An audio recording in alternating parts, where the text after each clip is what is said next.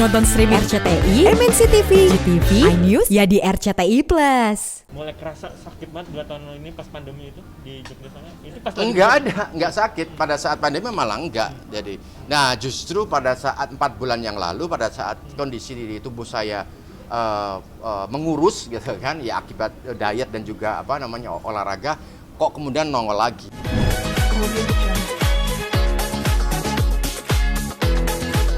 Ya, saya memutuskan operasi karena memang sudah ada pemecahan di dalam ruas-ruas leher saya. Kondisi yang pecah itu, jadi setiap manusia itu kan lehernya itu kan bentuknya kan ruas-ruas begitu kan, ada yang namanya dan itu ada angkanya, ada C1, C2, C3, C4. Nah, saya kenanya di C4 dan C5. Pecahnya itu seperti halnya kalau kita makan burger itu tuh, kalau kita kepenyet gitu, terus kemudian kan keluar kan itu daging dan apa segala. Nah, keluarnya daging itu menyentuh saraf saya. Jadi pecahnya itu kemudian kata dokter dianggap sebetulnya tidak berbahaya gitu kan. Bahkan dokternya bilang bahwa itu tidak menyebabkan Mas Hanung mati, gitulah intinya seperti itu, ya kan. Tapi membuat Mas Hanung terganggu aktivitasnya, ya kan. Ya gimana sih rasanya, merasa sakit, pegel apa segala macam gitu kan. Ini semua tergantung Mas Hanung gitu kan. Nah, kalau Hanung mau hilang semuanya, ya satu-satunya jalan adalah operasi. Terapi udah nggak bisa gitu kan. Mau terapi, semakin diterapi pasti akan semakin kesentuh semakin bleber nanti malahan gitu kan. Nah, alternatif kedua adalah minum obat, ya kan, minum obat painkiller. Tapi minum obat painkiller itu hanya memanage rasa sakit, bukan menghilangkan penyebabnya. Jadi penyebabnya harus dihilangkan dengan cara apa ya? Wah, hanya operasi. Nah, sekarang terserah dipilih aja, mau minum obat terus sampai sembuh, sampai seumur hidup, ya kan? Yang mana efeknya ke lambung, karena setiap kali saya minum painkiller selalu disertai dengan obat lambung, gitu kan. Nah, saya jadi ingat papa saya kena lambungnya. Nah, akhirnya kemudian menjadi semakin komplikasi. Karena itu makanya ya udahlah dok, saya operasi saja, gitu kan. Berat sih, memang iya berat gitu. Jadi kalau misalnya banyak teman-teman mama saya terus kemudian mengatakan, oh, jangan operasi dong, itu apa sama aja mau dioperasi. Iya, nggak apa-apa gitu kan. Memang ini keputusan saya pribadi, bukan keputusan dokter. Dan dokter itu betul-betul nggak neko-neko. Dokter hanya memberikan jalan keluar, mau dipilih apa tidak gitu kan. Kalau dipilih kita bantu, tapi kalau enggak ya udah ada obat gitu. Apakah ada resiko Mas? Teman-teman dari kapan sih Mas sakitnya Mas? Tentang film Ibu dulu ya kita pertanyaan. Tadi sudah. Mas, ada resiko nggak? Itu kan keputusan Mas nih. Bahkan dokter aja tidak mendorong. Tapi maksudnya ketika Mas Hanung memilih untuk operasi, ada resiko-resiko tersendiri gitu nggak? Jadi kalau menurut dokter risikonya hanya 94% itu berhasil, artinya sembuh, okay. Ya kan. Sisanya ya itu apes saja, ya kan. Makanya kita berdoa agar supaya ya saya tidak masuk dalam yang apes itu gitu kan. Tapi memang setelah operasi ya ada perbedaan. Ya sudah tidak nyeri lagi. Sebelum operasi kan di sini nyeri saya, nih belakang sini sampai ke tangan sini itu nyeri gitu kan. Jadi mau dipijet lah, mau di apa gitu tetap nggak bisa. Dipijet malah semakin gitu kan, karena kan problemnya ada di atas ini nih sebetulnya. Itu jadi nggak ada. Gejala awalnya apa sih Mas? Gejala awalnya dan berapa lama? Gejala awalnya karena saya sering ngetik, ya kan,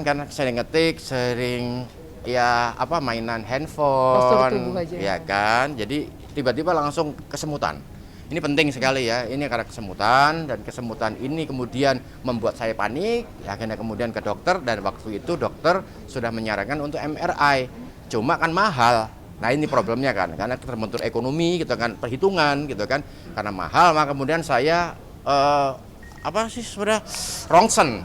Nah, karena ronsen maka yang dilihat tidak sedetail MRI. Karena ronsen, maka kemudian keputusan yang diambil setelah itu adalah keputusan hasil ronsen, seperti terapi apa segala macam, terus pakai leher kolarneck seperti itu gitu kan. Sembuh, yes sembuh gitu kan. Jadi nggak sakit gitu kan. Nah, ketika nggak sakit, kegenitan, olahraganya juga ngaco gitu kan. Olahraga lagi ngetren sepeda, beli sepeda, naik sepeda, lagi ngetren jogging, lagi ngetren yoga, ya udah ketukuk-tekuk akhirnya gitu kan. Jadi kalau mau olahraga ya kan, pilih salah satu olahraga yang memang lu mampu aja. Kalau misalnya mampu fitness, jangan musiman, terus saja gitu loh. Dan harus ada PT gitu kan. Kalau misalnya nggak mampu itu, ya pilih olahraga yang ringan, jogging aja gitu kan. Yang itu murah kok gitu kan. Jadi nggak perlu harus yang wow seperti itu. Nah, akibat itu olahraga yang tidak konsisten itu menambah. Mas, itu dari sejak kapan sih udah mulai rasa sakit, mulai ngerti? 4 tahun yang lalu sebetulnya. 4 tahun yang lalu pada saat saya syuting Habibie Ainun 3 itu saya udah pakai collar neck. Mulai kerasa sakit banget 2 tahun ini pas pandemi itu di Jogja sana. Itu pas Enggak sakit pada saat pandemi, malah enggak. Jadi, nah justru pada saat 4 bulan yang lalu, pada saat kondisi di tubuh saya mengurus gitu kan, ya akibat diet dan juga olahraga, kok kemudian nongol lagi ya kan. Tapi jadi memang ternyata siklusnya seperti itu. Jadi seolah-olah itu udah sembuh, nggak sakit, tapi ternyata itu hanya manajemen sakit aja gitu kan. Sakitnya hilang seketika, tapi nanti akan kambuh lagi seiring dengan pergerakan badan tubuh, tidur yang tidak sesuai dengan jamnya. Apalagi orang kayak saya banyak begadang, ngedit, lebih suka kerja malam dibandingkan kerja siang. Ya kalau kerja siang pasti diganggu anak saya kan gitu. Sekarang ada Berarti seperti apa sih kemarin melihat kondisi? sempat ngeluh nggak sih Mas? Enggak sih, sempat awalnya sempat panik aja, protes karena kan mikir mau operasi. Pertama operasi banyak yang bilang suka banyak yang gagal, cuman itu konsep operasi zaman dulu katanya, kata dokter yang sekarang ternyata operasi 6 jam habis operasi udah bisa pulang. Cuman khawatir aja yang namanya operasi kan di sininya tuh di lehernya harus ada dibuka berapa senti, terus dimasukin bantalan di belakang itu, jadi udah gitu bius total, lebih khawatir ke sana. Tapi alhamdulillah pas udah selesai tindakan, kayaknya ini solusi yang paling tepat buat kasus Mas Hanung sih. Gitu. Sesering apa sih bawelin Mas Hanung biar mengingatkan? Jadi kondisi? postur tubuhnya itu dia emang suka agak santai gitu, karena mungkin kita tidur sekasur kan suka rame-rame sama anak-anak bisa berenam gitu kan. Jadi kadang-kadang Mas Hanung tidur tuh kakinya ngegantung lah, kepalanya bisa. Kalau aku tuh punya standar tidur tuh harus di bantal yang benar, kaki semua di kasur apa. Kalau Mas Hanung nggak, dia bisa tidur, dia malah lebih senang tidur di karpet, di sofa, posisinya berantakan. Aku bilang itu akan ada efeknya suatu saat nanti gitu. Ternyata bener aja dengan posisi tidur yang nggak bener, bantal yang nggak bener gitu-gitu, itu jadi penumpukan, ada satu saat akhirnya terpicu begini gitu. Jadi pelajaran juga nggak sih, dan lebih merubah pola ya? Benar, buat anak-anak juga sekarang main handphone, laptop, kan kadang-kadang suka santai anak nulis di bawah di lantai kan. Waktu online school kita semua nggak siap yang namanya meja belajar, anak-anak main handphone atau apa, jadi sekarang harus proper. Jadi kalau mereka nulis ya harus di meja, terus laptop jangan terlalu nunduk. Jadi semua postur jadi harus kita perhatikan, karena operasi seperti ini nggak murah sama sekali gitu. Jadi mahal hampir 200 juta gitu. Jadi bukan biaya yang murah, sedangkan pas Mas Hanung posting sama kita posting, ternyata banyak banget respon orang yang terkena sakit yang sama gitu. Pada nanya solusinya gimana, ya mau ngasih tahu solusi Mas Hanung agak nggak enak juga ya. Alhamdulillah kita mampu bisa bayar segitu, tapi kita aja yang mampu merasa itu mahal ya. Apalagi orang yang nggak mampu gitu. Sedangkan itu sangat mengganggu, yang namanya saraf kejepit sangat mengganggu hidup gitu. Ada pantangan nggak sih Mbak setelah? Nggak ada sih ya, cuman olahraga harus lebih perhatikan, posisi tidur, posisi tubuh itu harus lebih baik aja, sekarang harus diperhatikan. Ya, jadi olahraga itu harus betul-betul dengan PT, dengan orang-orang yang memang profesional, yang paham tentang tubuh. Terus kemudian tes nutrisi sih sebetulnya itu penting sekali. Untuk melihat kepadatan tulang dan lain-lain. Ya. Artinya tapi ini memang setelah melakukan operasi bisa dibilang insya Allah saraf kejepitnya Mas Hanung ini sembuh. Insya Allah kalau kata dokter udah boleh Mas, silahkan kalau mau naik motor lagi boleh, main bola lagi juga boleh gitu kan. Tapi saya tetap nggak mau. Saya udah cukup ini. Ya, tapi secara medis nggak ada kemungkinan nanti kayak manajemen sakitnya akan kambuh lagi. Insya Allah sudah tidak. Tapi ini pemulihannya 12 minggu. Jadi sebelum 12 minggu masih berasa penyesuaian, ada nyeri kiri kanan bahu itu masih ada gitu kan. Sempat ngikutin terapi kayak alternatif gitu? Udah semua. Oh, sudah semua, udahlah dari tukang pijit dari manapun yang udah pakai salep apa? Udah semua jenis tukang pijit. Jenis tukang pijit yang tulang lah, yang saraf, yang apa segala macam.